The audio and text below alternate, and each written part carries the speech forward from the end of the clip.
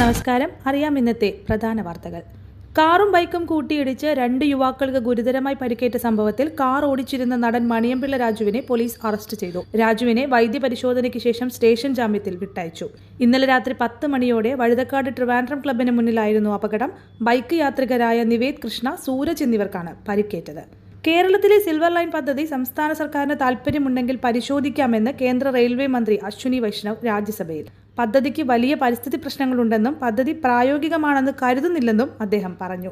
ആദായ നികുതിയുമായി ബന്ധപ്പെട്ട കേസിൽ നടനും TV-ക്ക് അധ്യക്ഷനുമായ വിജയ്ക്ക് തിരിച്ചടി. ആദായ നികുതി വകുപ്പ് ചുമത്തിയ 1.5 കോടി രൂപ പിഴ വിജയ് അടയ്ക്കണമെന്ന് മദ്രാസ് ഹൈക്കോടതി ഉത്തരവിട്ടു. ബംഗളൂരു സ്വദേശി സൂരജ് ലാമ മരിച്ച സംഭവത്തിൽ നടുക്കവും അമർഷവും പ്രകടിപ്പിച്ചും പോലീസിനെ രൂക്ഷമായി വിമർശിച്ചും ഹൈക്കോടതി. നാണക്കേട് തോന്നുന്നുവെന്ന് ജസ്റ്റിസ് ദേവൻ രാമചന്ദ്രൻ പറഞ്ഞു.